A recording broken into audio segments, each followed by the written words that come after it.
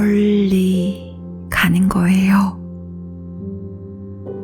꽃다발을 만들 꽃을 다 고르고 나서 꼭 그렇게 말하는 이가 있어요.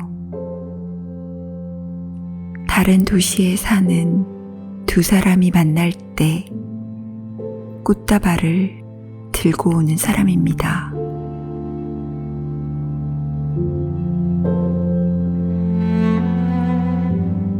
계절이 몇 번 지나 오랜만에 꽃집에 갔을 때 꽃을 포장해 주시는 분이 그렇게 물었대요.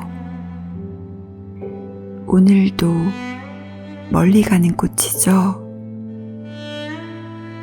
먼 데서 온 꽃을 다시 먼 길 데려가는 사람에게 주는 사람, 그리고 그 사람을 기억하는 사람. 그날 꽃다발에 얼마나 많은 이야기가 스며 있던지 울컥하는 마음을 숨기려고 꽃 향기를 맡는 척하며 고개를 숙인 사람도 있었다고 해요.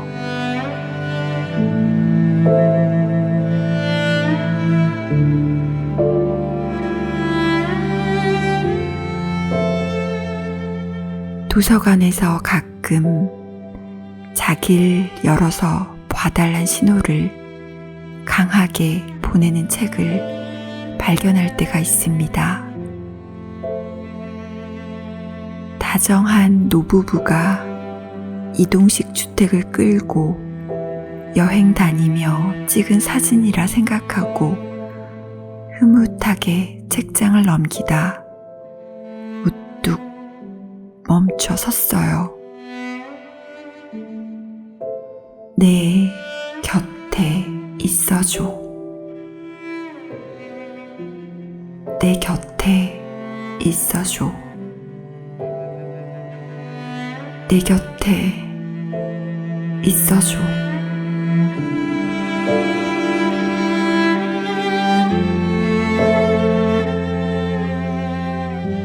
말하는 능력도 기억하는 능력도 희미해지던 나날 수첩에 유일하게 적은 문장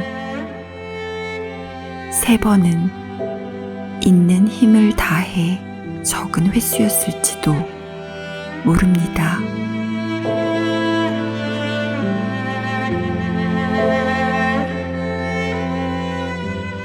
멀리서 태어났지만 우리 곁에 살고 있는 이야기.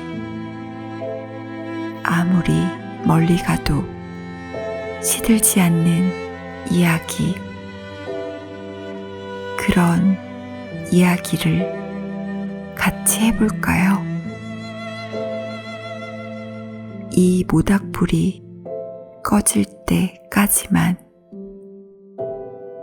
곁에 있어주세요.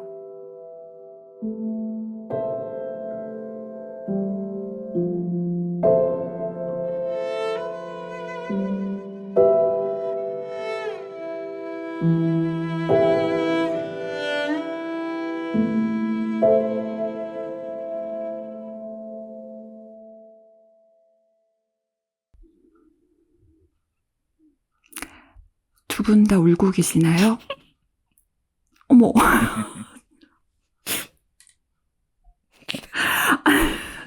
장난으로 한 말이었는데 진짜 우시면 어떡해요. 이현님 미안해요. 울려서.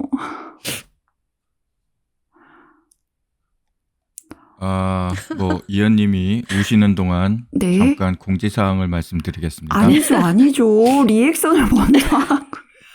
아니, 아무 말도 안 하고 넘어가면 어떡해요. 아니, 지금 저거만큼 큰 리액션이 어딨어.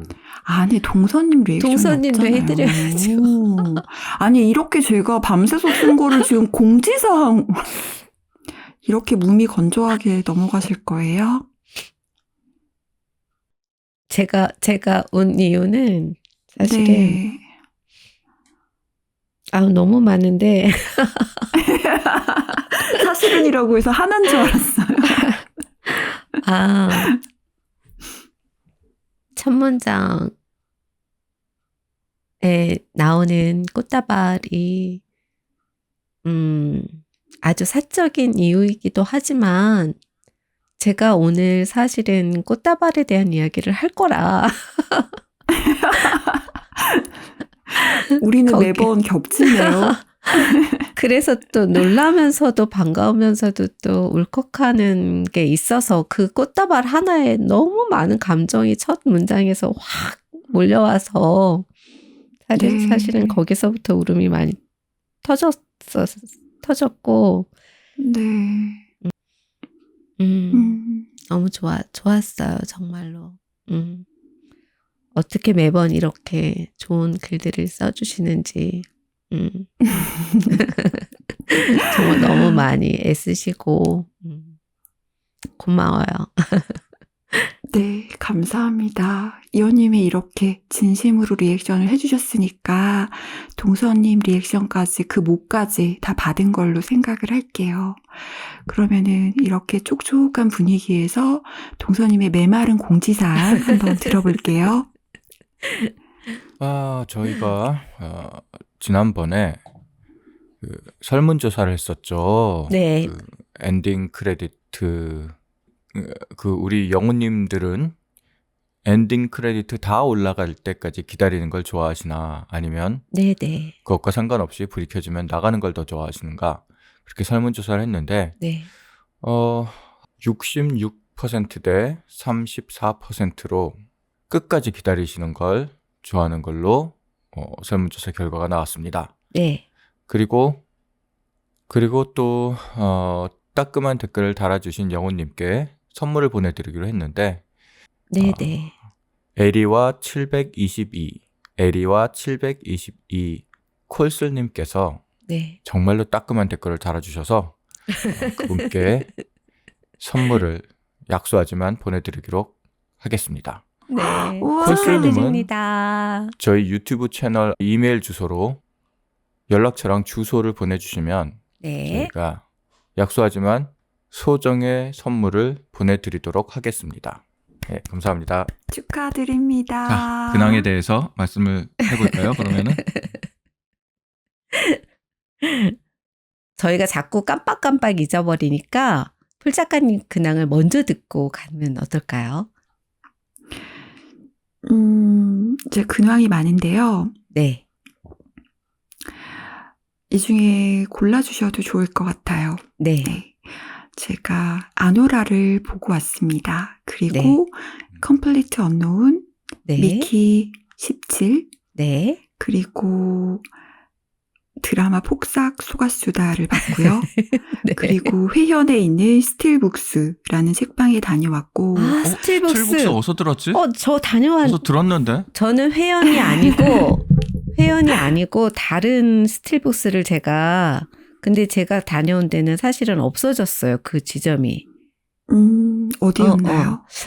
그게 순천향 병원 있는 쪽이었었는데.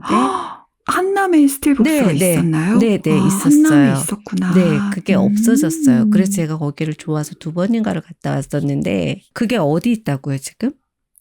남대문에 있어요. 회현. 그렇구나. 네, 그래서 회현역에서 굉장히 가까우니까 5분도 안 걸리거든요. 피크닉 아시죠? 피크닉에서 네네, 알아요. 바로 3분 거리예요. 그렇구나. 네, 그래서 함께 가셔도 좋고 먼저 다녀오셔도 좋은데 네. 회원에 있는 스틸북스는 10분 독서 클럽이라는 게 있어요. 그게 뭐냐면 그 스틸북스에 들러서 10분만 책을 읽어도 도장을 찍어줘요. 도장을 찍어준다고요?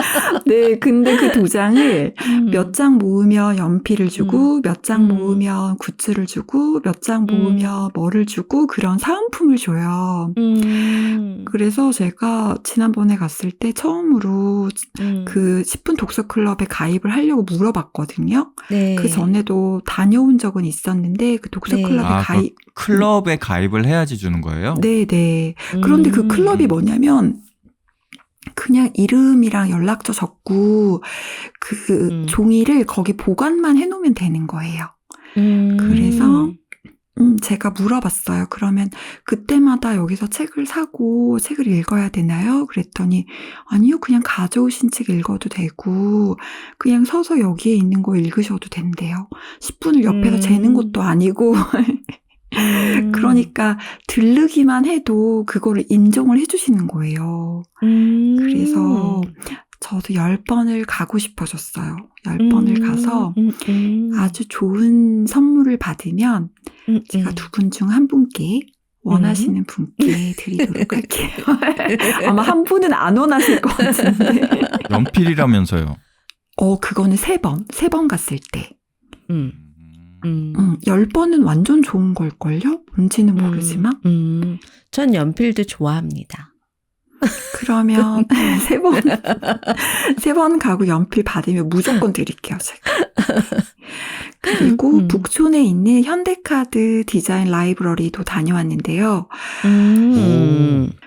제가 현대카드를 좋아하는 이유 중에 하나가 사실은 현대카드가 이렇게 굉장히 다양한 라이브러리를 가지고 있는데 특화된 라이브러리를 몇 개 가지고 있어요. 뭐 뮤직 라이브러리, 디자인 라이브러리, 그리고 도서관을 말씀하시는 거죠? 맞아요. 도서관을 도서관. 네네.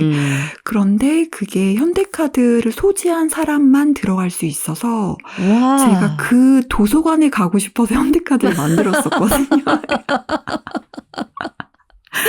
그래서 정말 알차게 도서관을 다녔는데 그 중에서 이제 가장 마지막에 방문했던 도서관이 바로 북촌에 있는 디자인 라이브러리예요. 여기는 이제 현대카드를 가지고만 있어도 들어갈 수 있고 그리고 디자인에 관련된 모든 책들이 거기 모여 있습니다. 네. 그래서 단점이라면 영어로 된 책이 굉장히 많아서 우리말로 된 책은 비율이 한 8:2에서 9:1 정도? 우리말이 훨씬 적고요. 글을 읽기 위해서 간다기보다는 정말 시중에서 구할 수 없는 디자인에 관한 책을 보고 싶을 때 가는 곳인데요. 제가 오프닝에 썼던 사진집 있잖아요. 내 곁에 네. 있어줘. 네, 네. 그 사진집도 바로 그 현대카드 디자인 라이브러리에서 발견한 사진집입니다. 그렇구나. 처음에 표지도 예쁘고 안에 넘겨봤는데 사진이 너무 예뻐서 쭉쭉쭉 넘겨보다가 글을 발견하고 이 사진을 찍은 작가의 글을 발견하고 정말 가슴에 뭐가 떨어지는 느낌이 나서 그 내 곁에 있어서 그 장을 찍어왔는데요. 그 장면을 네. 여러분이 원하시면 나중에 보내드릴게요. 공유해 주십시오. 네, 네, 보내주세요. 네. 이렇게 제 근황을 얘기를 해봤고 이제 이연님 이야기를 한번 들어볼까요? 네. 제가 그 하남에 있는 책방 꽁트라는 책방에를 다녀왔는데 여기를 종종 가요. 제가 종종은 아니고 지금까지 몇 차례 한 4-5번 정도를 갔다 왔는데 네. 대부분의 요즘에 서점들이 커피나 굿즈나 이런 것들을 왜 판매를 많이 하잖아요. 네, 그런데 그렇죠. 여기는 책만 있어요. 정말 책만. 오롯이 책만. 펄펄 작가님은 자주 다녀봐서 아시잖아요. 책방마다 서점지기의 취향이 있잖아요. 네, 그럼요. 네, 그 잘 책방지기만의. 드러나죠. 네, 그게 네. 딱 이렇게 큐레이션 해놓은 걸 보면 그런데 네. 이 꽁트 책방지기님하고 저하고 너무 잘 맞는 거예요. 아, 큐레이션이요? 네, 네. 그래서 거기를 가면 제가 늘 책만 사는데도 과소비를 하는 거예요. 굿즈를 단 하나를 사지를 않는데도. 그리고 너무 좋은 거예요. 거기 책만 보고 있어도. 그런데 여기에서 하는 프로그램들이 너무 좋고 알찬 것들이 굉장히 많고 그래서 제가 여기에서 재밌는 프로그램이 뭐가 있냐면 수요일에 모험은 끝나지 않아 라는 프로그램이 있어요. 네. 이 책방의 휴무일이 수요일이에요. 그래서 수요일에 모험은 끝나지 않아 라고 해서 휴무일마다 책방지기님이 전시를 보러 가세요. 뭐 그림 미술관이나 뭐 공연을 보러 가실 때도 있고 책방이나 이런 데를 가실 때가 있는데 인스타그램에다가 올리세요. 내가 이번 주 수요일 날은 수요일에 모험은 끝나지 않아 프로그램은 이번에 뭐 어디 전시를 갑니다. 그러면 3분 시간 되시는 분 그 앞에 전시장 앞에서 뭐 만나서 같이 전시를 보고 시간 되시는 분들은 근처 카페에서 같이 얘기를 나눠도 좋겠습니다. 이렇게 올리세요. 그러면 정말 모르는 분들이 그냥 만나서 같이 보는 것도 아니고 각자 그냥 만나서 각자 그 전시를 보고 다 둘러보시고 1시간 뒤에 요 앞에서 전시장 앞에서 또 만나요. 그래서 그 근처 카페에 가서 오늘 본 전시 어떠셨어요? 하고 얘기를 나누는 거예요, 그냥. 그리고 또 그 네. 근처에 괜찮은 전시가 있으면 같이 가서 또 보실래요? 그리고 또 그 그냥 전시를 보고 그게 이제 일회성으로 그냥 끝나는 거예요. 그래서 제가 이제 최근에 얼마 전에 갔을 때는 이렇게 앉아서 커피 한 잔까지 하면서 이제 얘기를 좀 했어요. 그날은 이상하게. 그러면서 네. 이제 이런저런 얘기를 했는데 이 책방이 어떻게 자리를 잡았으면 좋겠냐 그런 얘기를 물어봤는데 그 대답이 너무 걸작이었던 거예요. 네. 라이트 형제가 비행기를 날리던 노스캐롤라이나 주의 키티호크의 풀밭이었으면 좋겠대요. 그래서 그게 무슨 말이에요? 제가 그랬더니 네. 인류가 하늘을 나는 일은 불가능하다고 모두가 네. 단정지었을 때 그 일을 라이트 형제가 멋지게 성공시킨 장소가 바로 그 풀밭이었지 않냐고. 그러니까 자기는 이 꽁트가 그런 풀밭이 되고 싶으시대요. 꿈을 발산하고 꿈을 이야기하는 게 부끄럽지 않고 꿈을 꿔도 민망하지 않고 꿈을 이야기하고 가지려는 사람들의 공간이면서 그런 분들한테 용기를 드리고 동시에 응원하는 그런 장소로 자리매김하고 싶다는 거예요. 그런데 그 말이 너무너무 좋은 거예요. 그리고 네. 제가 그날 여러분한테도 제가 단톡방에 보내드렸던 꽃다발을 들고 가는 아이 사진 기억나세요? 네, 기억나요. 시 그게 뭐야? 라고 제가 보내드린 네. 그게 로마 비노가 쓰고 마르크 마예프스키가 그린 책이거든요. 그게 그 꽁트 네. 책방에서 제가 사온 거예요. 네. 그거를 보는 순간 꼬마 니콜라의 꽃다발이 제가 생각난 거예요. 네. 그런데 그때 언젠가 폴 작가님이 문보영 시인의 책 사람을 미워하는 가장 다정한 방식이 시쓰기라고 문보영 시인이 얘기했잖아요. 네.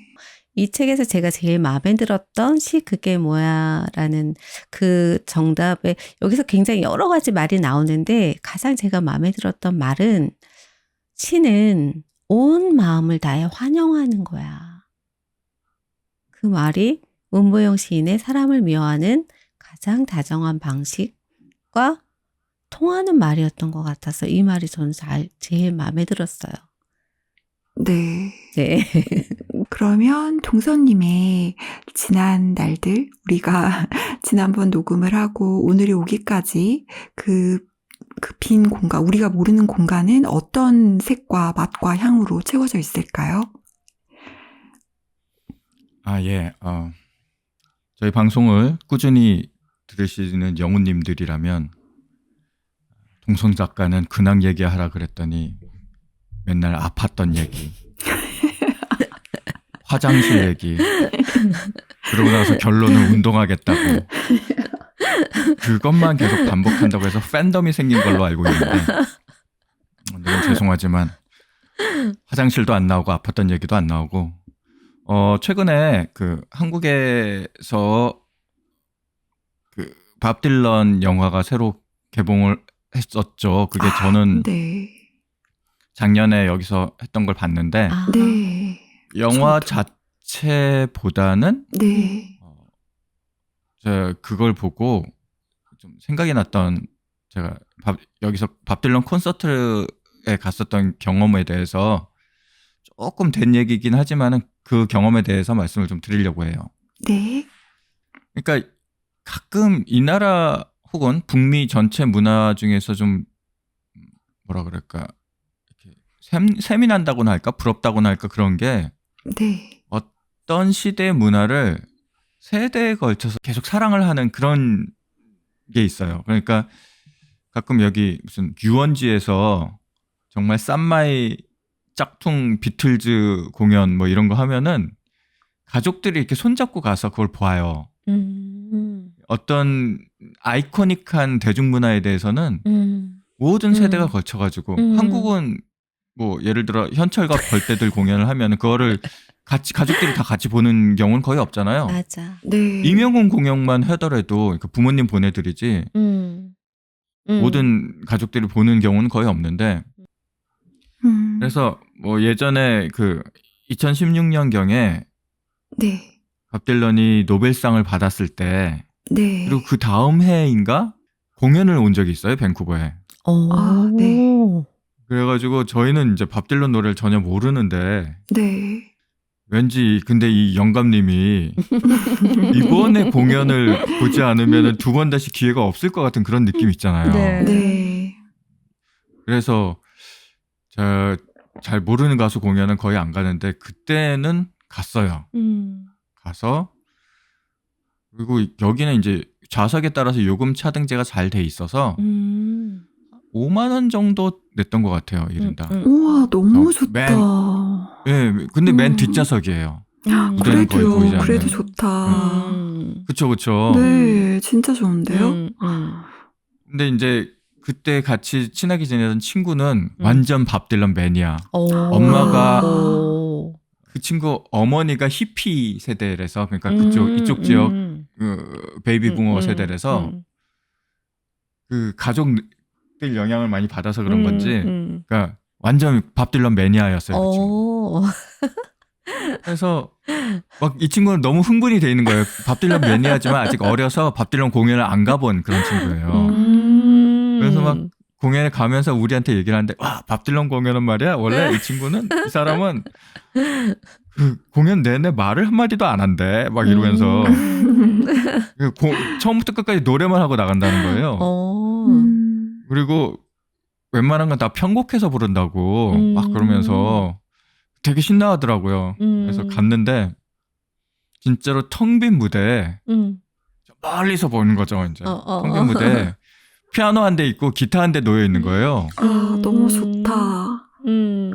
그리고 진짜로 칼같이 공연이 시작되니까 노인네 두 명이 진짜 똑같이 생긴 노인네 두 명이 모자 쓰고 들어오는데 한 명은 기타 좌석에 앉고 한 명은 피아노 앞에 앉고 진짜 인사도 아무것도 없이 그냥 노래를 곧바로 시작하는 거예요.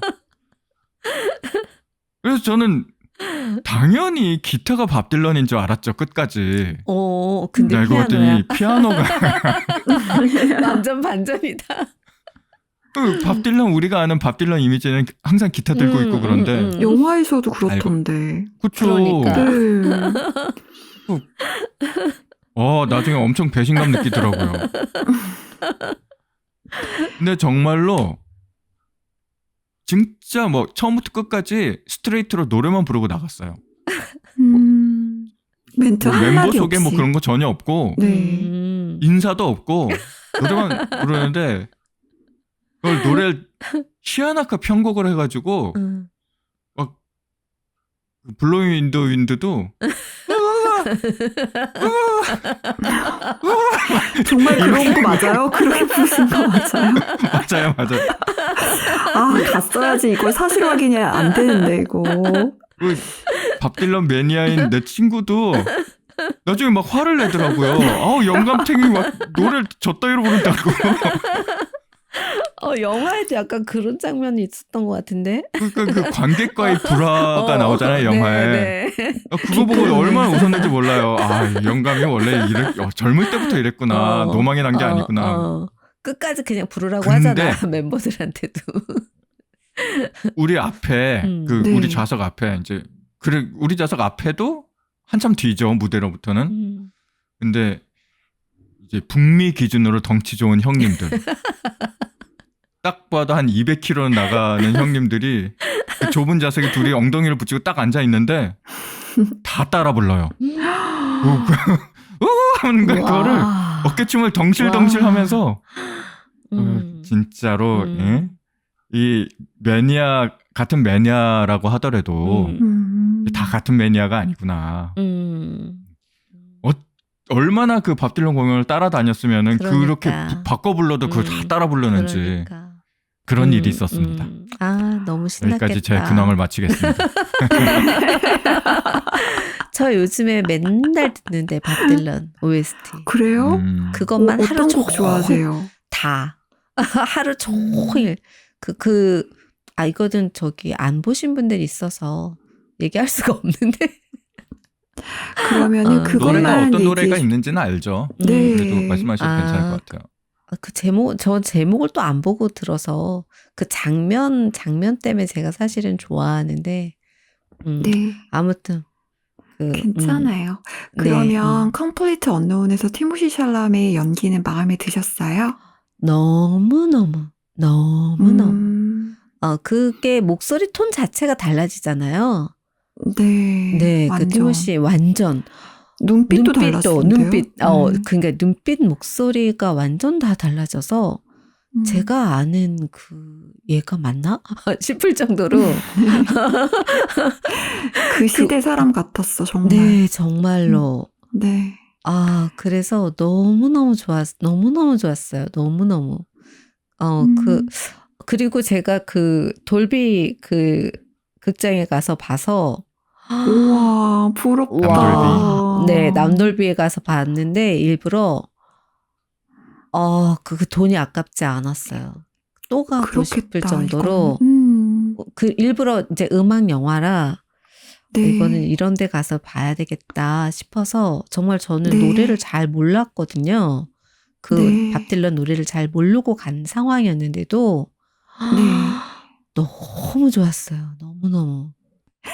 그러면 네, 드디어 네. 우동생. 우리가 정말 하고 싶었던 우리 동네 문화센터 네. 우동센을 시작해 볼 텐데요. 네. 오늘은 동서님의 우동센을 한번 들어볼까요? 예, 오늘은 그러면은 저희 영화처럼 산다면야 책에 추천사를 써주신 강희관 감독님이 신작이 우와. 진짜 이게 찍은 지 꽤 오래된 작품인데 네, 축하드립니다. 결국 개봉하게 됐다는 소식을 듣고 네, 4월 달에 개봉한다는 소식을 듣고 작품 이름은 축하드립니다. 바이러스입니다. 네, 바이러스. 왜 내가 축하받는 것 같지? 바이러스 꼭 기억할게요. 네. 그게 제가 이제 개인적으로 친분이 있는 분이라서 우와, 좀 어떻게 친분이 상황을 있으세요? 대학 때 네. 그리고 제가 낭독했던 그 부분 아까 책 낭독할 때 네, 프로페셔널이라고 소모임 네, 만들었잖아요. 네. 혹시 그분이에요? 거기에서 유일하게 지금 한 명 남은 친구로에서 남은 사람인데 이 친구가 같이 학교 다니고 뭐 그럴 때부터 너무 재미있고 진짜 말 한마디 한마디가 재치가 넘치고 진짜. 그랬구나. 진짜 웃기는 친구였거든요. 김보통만큼. 근데 작품이 처음 나온 게 사과가 나온 거 보고 나서 제가 막 투자자의 심정이 되더라고요. 왜? 이 투자자는 이 친구가 분명히 웃기는 로맨틱 코미디를 만들 거라고 투자를 했을 텐데 너무너무 진지한 작품이 나오니까 얼마나 속은 기분이 들까 막 그런 생각이 들었어요. 근데 저는 곳곳에 재밌는 게 많이 숨어 있다고 생각했는데. 그렇죠. 네. 그거를 사실 뜯어보면 그런데 아무튼 전체적으로 드라마틱한 격정적인 순간도 없고 밋밋하니까 그래서 이번에는 아무튼 흥행 감독이 돼야지 하고 고민해서 썼던 시나리오가 사랑은 바이러스. 그 전에 이제 옥택선 프로젝트라고 네. 그래가지고 부산 아시아 프로젝트 마켓에서 상을 받은 프로젝트였죠. 그래서 어느 정도 투자를 받고 이렇게 시나리오를 쓴 작품인데 이게 사실 바이러스에 감염되면 이 바이러스에 감염되면 사랑에 빠지게 되는 그런 진짜요? 영화예요. 너무 멋있다. 그래서 제목을 네. 사랑은 바이러스 해가지고 개봉 준비를 했는데 그때 마침 코로나가 터진 거예요. 2020년에. 아, 그랬구나. 그래가지고 참 재수도 없죠. 어쨌건 그렇게 꼬여가지고 네. 밀리다 해서 지금 뭐 5년 만에 개봉을 하게 되는 건데 아, 정말 어쨌건 5배로 무척 기대를 하고 있고요. 네. 예. 오늘은 데뷔작 사과에 대해서 아까 그 퍼플 작가님이 재밌게 보셨다는 그 사과에 대해서 잠깐 언급을 해드리자면은 네. 저는 사실 처음 봤을 때는 의아했어요. 이게 제법 국제영화제에서 상을 많이 받은 작품이거든요. 맞아요. 네. 근데 처음 봤을 때는 너무나 막 이렇게 밋밋하고 진짜 아까 말씀드렸던 대로 투자자가 정말 완전 사기당한 느낌이겠는데 막 그런 느낌이 드는 거예요. 그런데 보면 볼수록 그러니까 제가 만들고 싶은 어떤 영화나 책이나 뭐 이런 거는 어떤 교훈을 주는 혹은 뭐 어떤 스트레스를 해소시키는 그런 작품보다는 질문을 던지게 만드는 작품이었는데 네. 그런 카테고리에 정확하게 들어맞는 연애담이 맞아요. 아닌가. 네. 그래서 저는 아직도 문소리 배우가 역할을 맡은 현정이란 캐릭터에 대해서 아직도 이해를 못해요. 어떻게 저럴 수가 있지? 그리고 많은 여성분들은 특히 뭐 제 나이대나 아니면은 뭐 지금 뭐 20대, 30대 분들도 김태우 배우가 연기를 하는 상훈이란 캐릭터에 대해서 어쩌면 전혀 공감을 못하겠다 그런 생각이 들었어요. 그래서 이 강혜관 감독이 이걸 만들면서 이 영화 엔딩 크레디트에 또 엔딩 크레디트 얘기가 나오는데 엔딩 크레디트에 올라가면은 인터뷰에 참여해 주신 모든 분들께 맞아요. 감사드립니다 하면서 맞아요. 그 사람들 인터뷰이 네. 이름이 쭉 나오는데 그만큼 많은 사람들과 직접적인 인터뷰 그 당시 결혼을 앞둔 청춘 남녀들과 인터뷰를 네. 통해서 시나리오를 개발을 했고 네.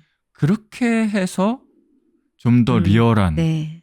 현실적인 네. 굉장히 현실적이죠. 작품이 나오지 않았는가 네. 그런 생각이 들었어요. 네. 그래서 네. 강혜관 감독의 그 바이러스라는 작품도 무척 기대가 되고 어떻게 나올지 궁금하고 네. 정말 배두나 배우랑 김윤석 배우가 어떤 연기를 할지 무척 궁금한 심지어 손석구 배우도 나오잖아요. 특별 그 출연. 얘기를 왜 이제 하시는 예. 거예요? 특별 그 출연. 얘기를 특별 제일 출연으로, 먼저 예. 해주셨어야죠. 우리 구씨. 그런데 우리 구씨 구씨. 잊지 말아주세요. 네. 그 영화도 보시고 좋으셨던 분이라면 사과를 지금 아마 OTT에서는 어디서 찾아봐야 될지 모르겠는데 아마 DVD는 아직 남아 있을 거예요. 한국 영상자료원에 가면 있을 것 같아요. 꼭 보셨으면 좋겠어요. 네. 꼭 그것도 이렇게 커플이신 분들이 두 분이 같이 가서 보시고 나서 대화를 했으면 좋겠어요. 저는 그걸 보면서 저 결혼했을 때 생각도 났고 네. 정말 미완성된 사람 둘이 만나서 결혼을 하는구나.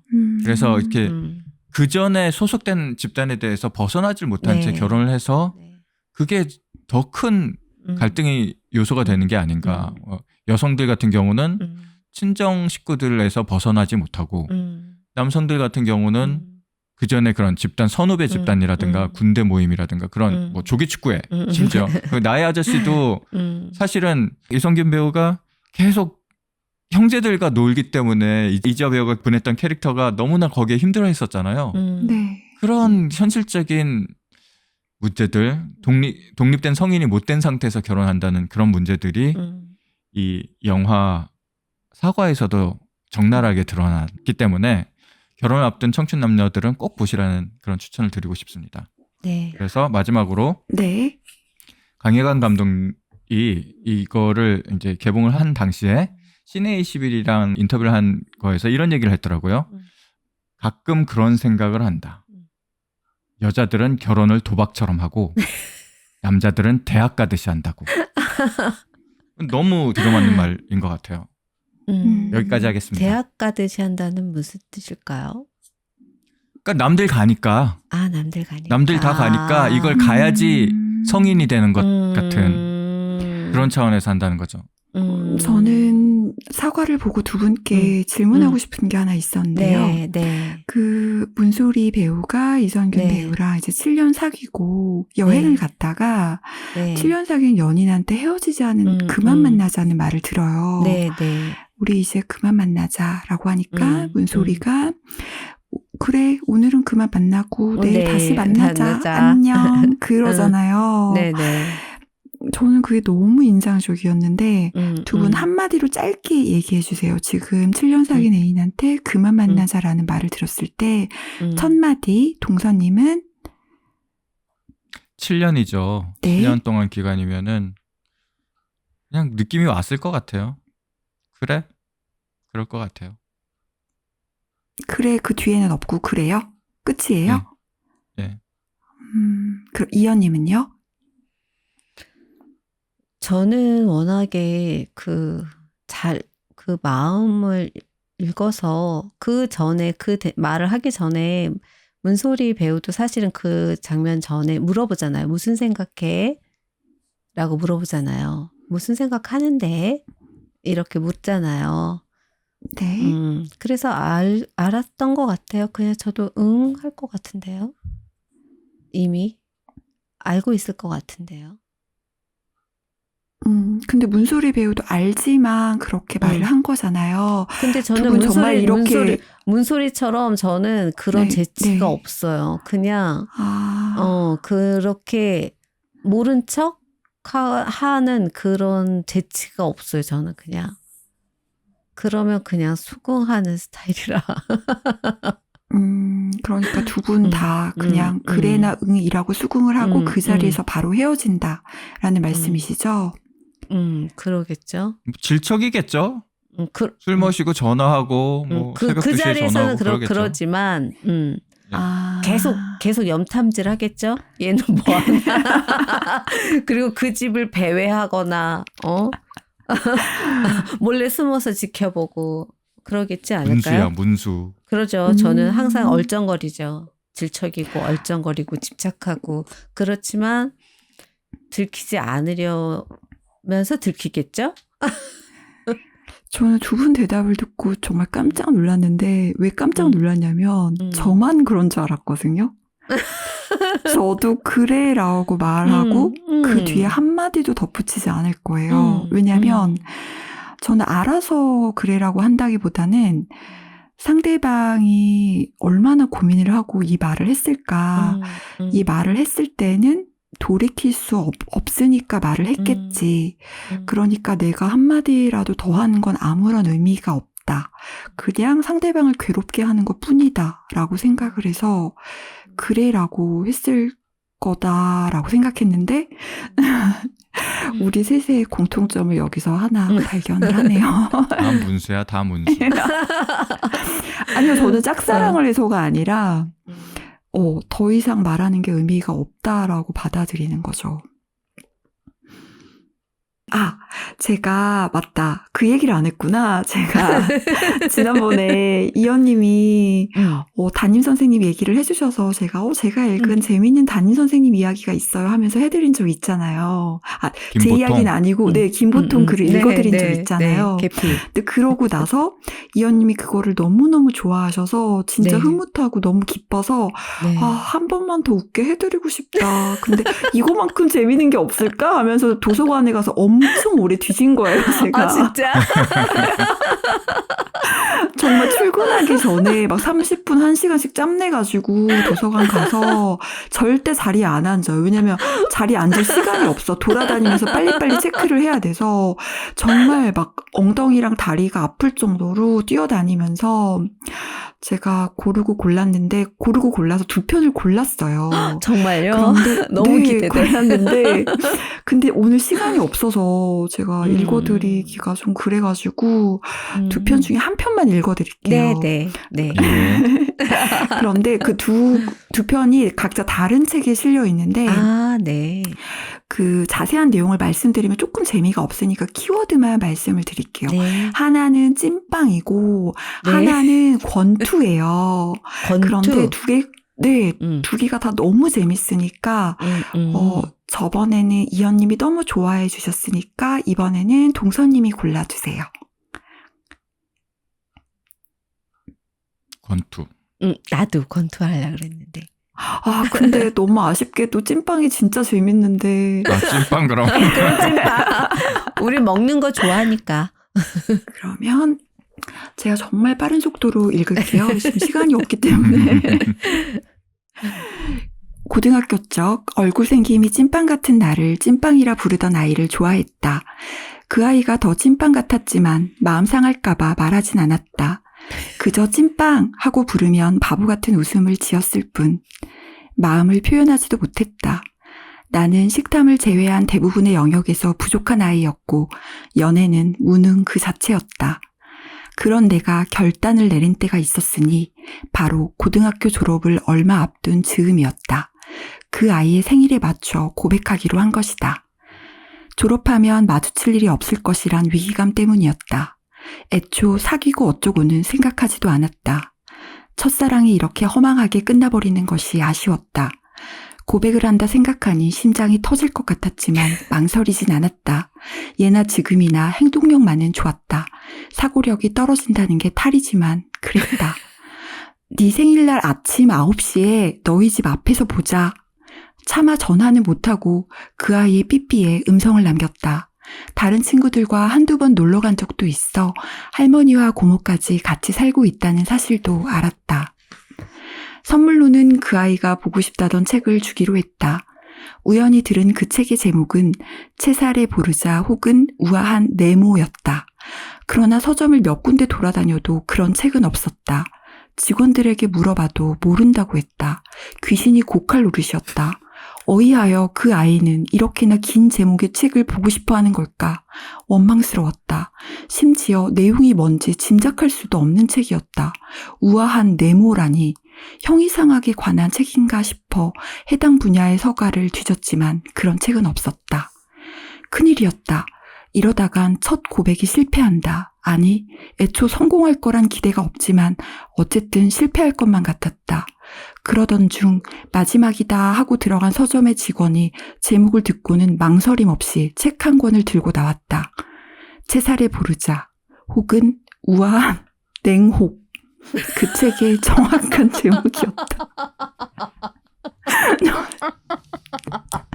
여전히 내용은 짐작할 수 없지만 그런 건 상관없었다. 이제 팸플루트만 연습하면 되었다. 엄마는 이 소리가 좋더라 라며 초등학교 때 사다 주신 팸플루트. 안타깝게도 어머니는 그 음색을 들어본 적이 별로 없었다. 동생과 싸울 때 무기로 쓰는 바람에 고장나 중간음 하나가 나오지 않는다는 걸 핑계로 손도 대지 않았다. 그 팸플루트를 수리했다. 아이에게 들려줄 생일 축하 노래를 연습하기 위해서였다. 생일날 팸플루트라니 너무 유치한 거 아니냐 싶지만 달리 떠오르는 게 없었다. 우리는 사물놀이 동아리였는데 북을 쳐준다고 기뻐하지는 않을 것 같았다. 그래서 생일 축하 노래를 연습했다. 생일 축하합니다 하는 그 노래다. 남은 시간 동안 연습해 연주할 수 있는 곡은 그것뿐이었다. 그 모습을 본 어머니가 물었다. 소리는 좋은데 다른 건 연습 안 하니? 왠지 가슴 한쪽이 아파왔다. 하지만 이실직고를 할 수는 없는 노릇이었다. 그저 어머니, 아들은 이렇게 당신의 품을 떠납니다 라는 눈빛을 한 채 연습에 몰두하고 몰두했다. 생일날은 마침 주말이었다. 눈이 내린 다음 날이라 단독주택에 살던 아이의 집은 눈으로 덮여 있었다.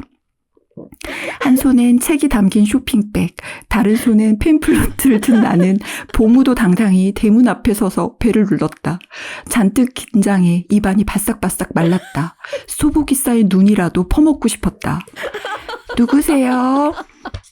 인터폰을 통해 그 아이 목소리가 들렸다. 순간 졸도할 뻔했지만 애써 태어난 척 나야 하고 답했다. 잠시 뒤 덜컹 소리와 함께 현관문이 열리더니 대문 쪽으로 아이가 걸어오는 것이 보였다. 아이는 언제나처럼 찐빵 하고 부르는 대신 형장에 끌려가는 재수 같은 걸음걸이로 주춤주춤 다가왔다. 왠지 시작부터 망한 기분이었다. 도망가려면 지금뿐이다 싶었지만 이내 대문이 열려 그럴 수도 없었다. 왜? 아이는 물었다. 나는 말없이 쇼핑백을 건넸다. 선물이야? 고마워 찐빵. 아이는 아무렇지 않은 척 대답했지만 어색한 건지 부끄러운 건지 불쾌한 건지 아니면 그 모두인 건지 평소처럼 자연스럽지는 않았다. 나 역시 마찬가지였다. 머릿속으론 이 책을 구하기까지 얼마나 많은 시간과 노력이 들었는지 너스레를 떨며 말하고 있었는데 실제론 입이 떨어지지 않았다. 하지만 물러날 수 없었다. 결전의 시간이 온 것이다. 잠깐만. 나는 팸플루트를 들어 입에 갖다 댔다. 갑자기 나타난 팸플루트의 아이는 순간 당황했다. 설마 식전 대바람부터 남의 집 앞에서 사람을 앞에 세워놓고 팸플루트를 불려는 건가 하는 표정이었다. 역시 망했다 싶었다. 하지만 연습한 것이 아까워서라도 연주는 해야겠다는 일념으로 심호흡을 한 번 하고는 눈을 질끈 감은 채 생일 축하 노래를 연주하기 시작했다. 크리스마스가 가까운 눈 내린 아침, 미세먼지 없는 청명한 하늘로 조잡한 연주가 울려 퍼졌다. 근처에서 늦잠을 즐기던 누군가가 듣는다면 유지 꼬맹이가 토요일 아침부터 부지런도 하지 싶어 대견해 할 만한 광경이었다. 2번인가 바람 새는 소리를 내면서 가까스로 연주를 마친 나는 말했다. 그럼 안녕. 아이도 얼떨결에 답했다. 그래, 잘 가. 나는 로보캅처럼 부자연스럽게 몸을 돌려 그곳을 떠났다. 결국 고백은 하지 못했다. 괴상한 장기자랑만 한 셈이었다. 당연히 우리는 아무런 사이도 되지 못했다. 훗날 어른이 되어 좀 더 편하게 이야기를 나누게 되었을 때 그 아이는 말했다. 사실 그날 내가 온다는 사실을 가족 모두가 알고 있었고 현관문 너머에서 내 혼신을 다한 연주를 할머니와 부모님, 고모와 동생까지 모두 감상했다고. 내가 가고 난 뒤 고모는 쟤는 뭐가 돼도 될 놈이라고 평했다고 했단다. 뭐가 되긴 했다. 과연 내가 뭐가 되기는 될까 싶어 불안에 떨던 날들 속에서 큰 힘이 되어준 그 고모에게 이 자리를 빌려 감사의 말씀을 전하고 싶다.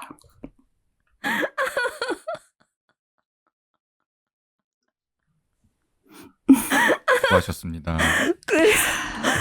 그래서 찐빵이에요. 찐빵 이야기가 아니라. 그래서 뭐가 됐어요? 그 찐빵은. 그래서 김보통 씨는 이렇게 우리를 웃게 만드는 훌륭한 작가이자 김보통 씨예요. 또 작가이자 만화가가 되셨죠. 또 김보통 씨야.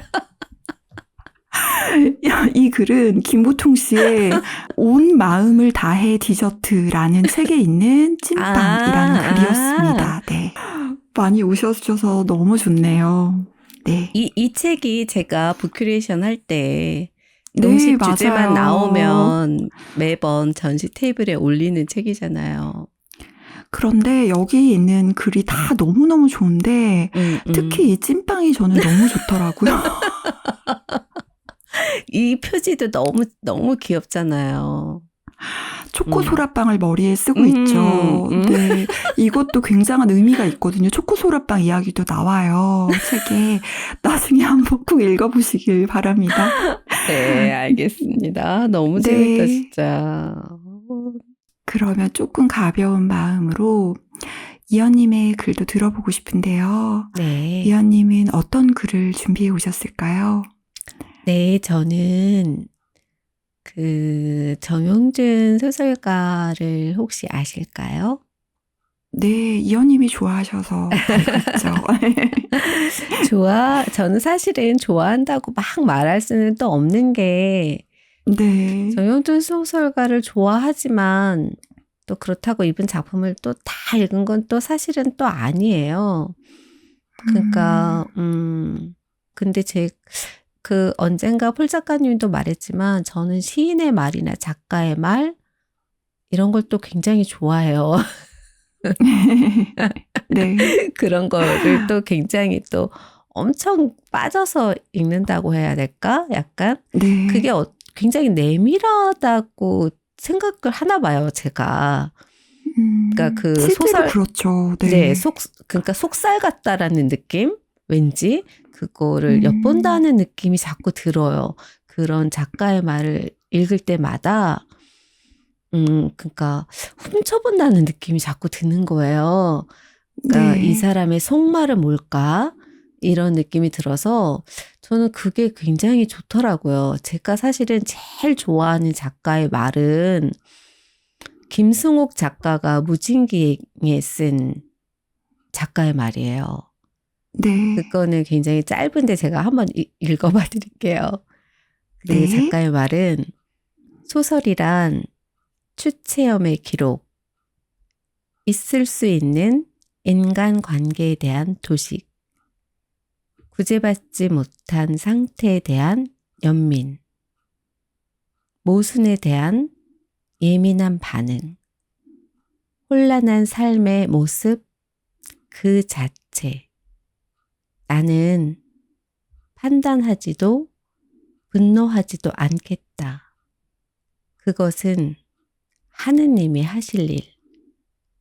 내가 할 수 있는 것은 이 의미 없는 삶에 의미의 조명을 비춰보는 일일 뿐.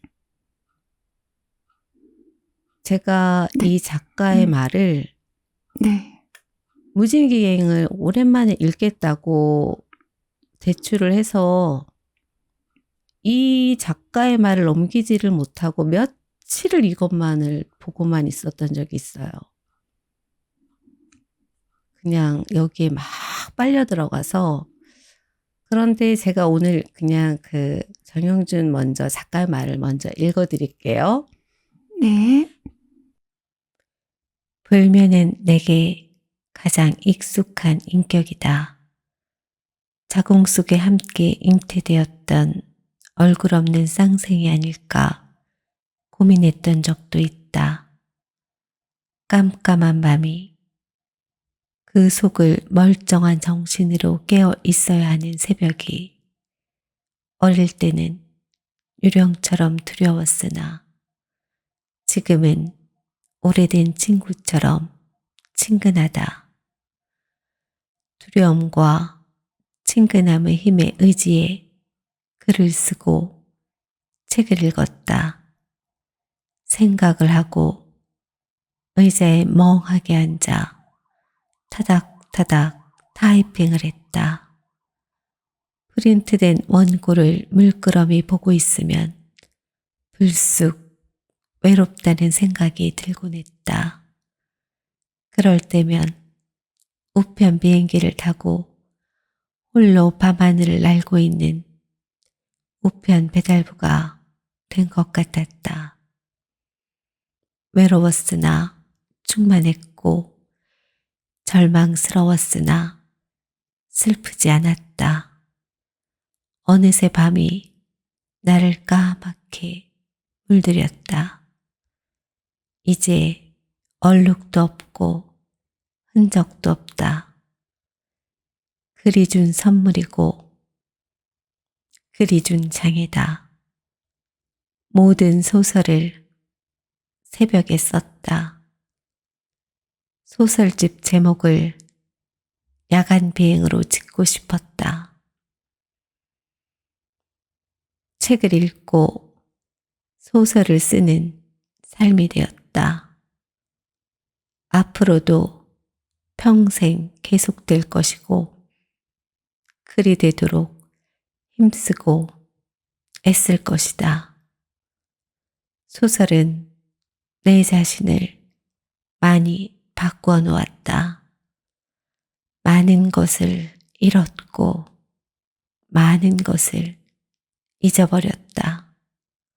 하지만 나는 내 삶이 이렇게 되어버린 것이 좋다.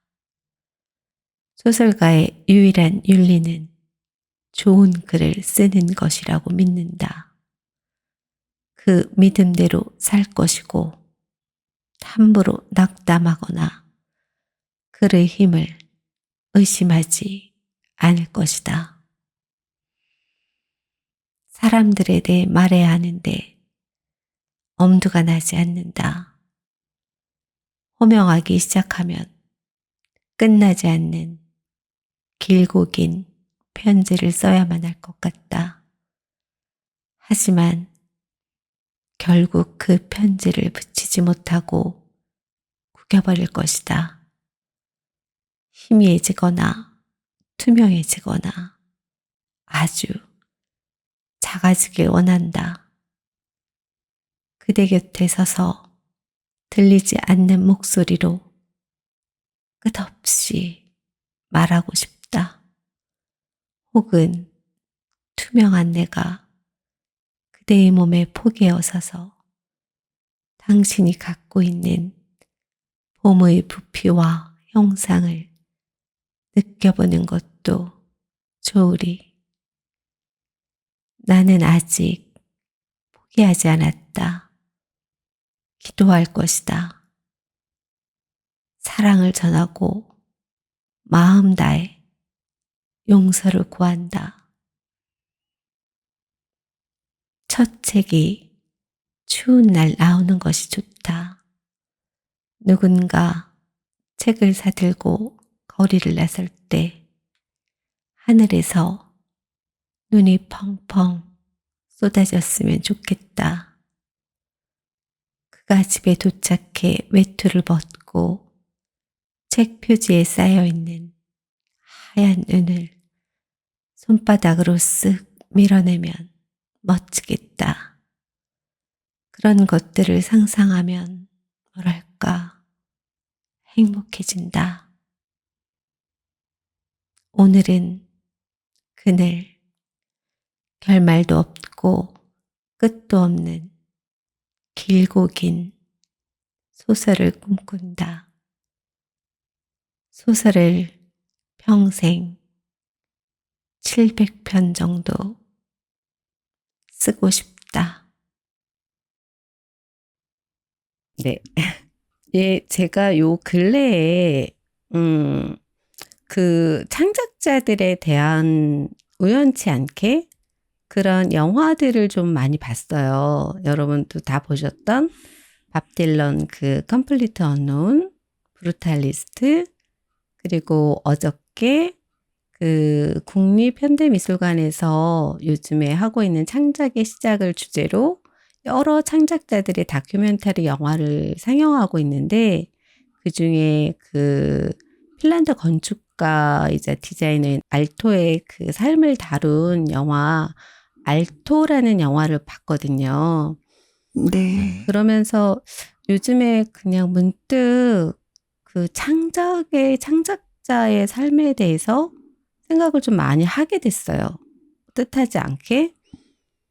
그러면서 정영준 소설가를 많이 생각을 좀 했던 것 같아요, 제가. 제가 이거를 고른 이유는 이 작가가 작가의 말에서 좋은 소설을 쓰는 게 소설가의 윤리라고 했잖아요. 그런데 네. 제가 우연치 않게 이후에 인터뷰에서 이분이 그 인터뷰 하시는 분이 열심히 꾸준히 쓰는 게 꿈이냐는 질문을 하세요.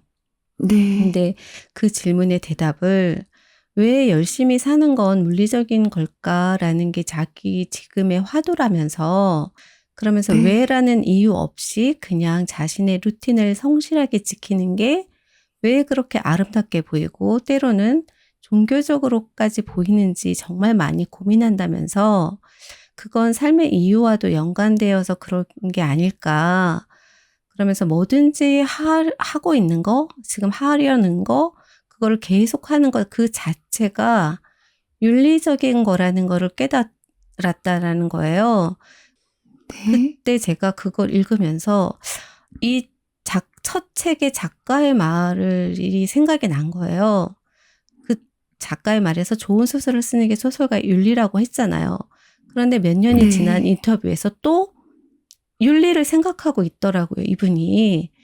그러면서 초심을 잃지 않고 이렇게 몇 년간을 글을 쓸 수 있는 사람이 얼마나 될까. 창작자 중에 그 길을 꾸준히 계속 가고 있는 것 자체를 윤리라고 생각하고 있는 창작자가 몇이나 될까. 그래서 이 이야기를 그냥 같이 저희 방송을 듣는 영호님들과 같이 읽고 이야기를 나눠보면 좋겠다 해서 제가 이거를 골라봤습니다. 네. 네. 저도 아직 읽지 않은 정용준 작가님의 다른 책들을 다 읽어보고 싶은 마음이 드는 정말 좋은 추천이었습니다. 네. 제가 피크닉이라는 전시관에서 하는 어떤 특별한 그 행사에 다녀온 적이 있는데요. 그 행사가 어떤 행사였냐면 이 정용준 소설가가 자기 작품 하나를 통째로 처음부터 끝까지 읽어주는데 무대에 나가서 정말 아무것도 없는 무대에서 눈을 원고에 두고 고개를 한 번도 들지 않고 소설을 읽어주고 거기에 있는 모든 사람들은 한 30-40명 정도 됐었는데 모든 사람들은 다 허공이나 바닥을 보면서 그걸 귀로만 듣는 그런 경험이었어요. 다 읽고 고개를 들어서 시계를 보니까 1시간 30분에서 2시간 사이 정도였던 것 같아요. 그러니까 90분이 넘는 시간 동안 한 사람은 계속 자기 작품을 읽고 다른 사람들은 완전히 집중해서 영화도 아닌데 한 사람의 목소리를 들은 거죠. 그 경험이 너무 특별하고 좋았는데 그 작품이 미스터 심플이라는 작품이었어요. 네, 작품도 좋았고 정용준 소설가의 목소리나 읽는 모습도 좋아서 여러 가지 생각이 들었는데 이제 그때 들었던 생각 중에 하나가 작가로 이렇게 작품을 자기 목소리로 100% 표현할 수 있는 기회는 얼마나 행복한 기회일까 그런 생각이 들었어요. 그게 그 행사에 참여하는 비용이 영화 한 편을 보는 비용보다 좀 더 들었는데 아 정말 네, 그럼에도 불구하고 거기 간 사람들은 아마 모두 좋았다라고 생각을 했을 거예요. 그런 북토크는 처음이었는데 너무 좋았어요. 네.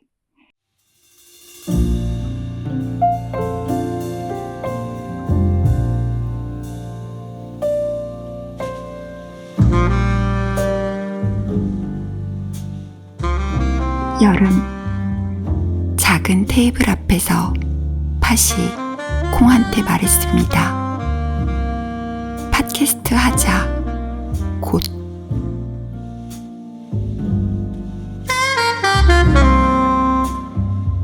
가을 캐나다에서 출발한 마이크가 집 앞에 도착했습니다. 허공에 마이크 스탠드를 설치하다 떨어뜨려 이마에 딱밤을 맞았습니다.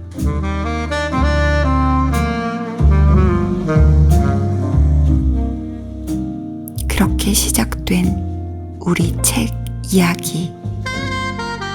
아끼는 마음으로 영화처럼 산다면야.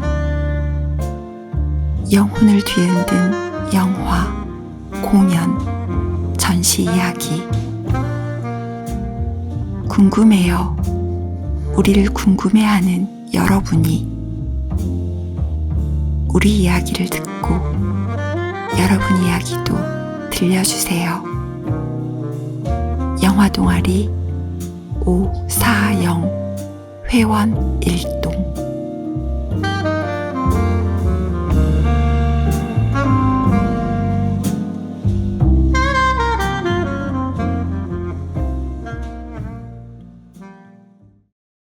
서점에 가서 책을 한 권 발견했는데요. 책 네. 제목이 너무 네. 재밌어 보여서 뽑아드렸어요. 네. 파리의 한 장소를 소진시키려는 시도라는 제목이에요. 다른 장소를 소진시키려는 시도? 네. 어떻게 소진을 시킬지 너무 궁금하시죠? 네. 그런데 그 작가가 어떤 카페에 앉아서 지나가는 모든 풍경을 기록하는 거예요. 그런데 이게 어떻게 소진이 될 수 있느냐? 너무 궁금하죠. 그래서 무슨 반전이 있나 해서 끝까지 읽어봤는데 처음부터 끝까지 몇 번 버스가 지나간다.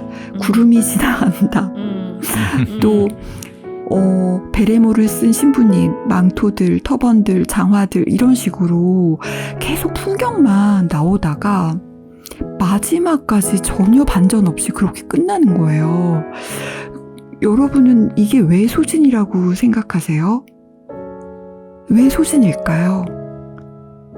하나가 다 타고나면 거기에서 뭔가 새로운 걸 만들 수 있다는 그런 마음 때문일까? 그러니까 소진시킨다는 건 진짜 그 장소를 없애는 게 아니라 그 장소의 모든 걸 내가 다 알고 보고 느끼고 품고 싶다라는 마음이었을까? 그런 생각을 해봤어요. 책의 뒷표지에 보면 날씨가 변하는 것, 사람들과 자동차들과 구름이 지나가는 것 이외에는 아무 일도 일어나지 않을 때 일어나는 바로 그것, 이렇게 적혀 있어요. 여러분이 이런 순간에 무엇을 만들어내고 무엇을 떠올릴지 궁금해하는 마음으로 다음 녹음까지 기다리고 있겠습니다. 다음 시간에 만나요. 다음 시간에 뵙겠습니다. 네, 감사합니다.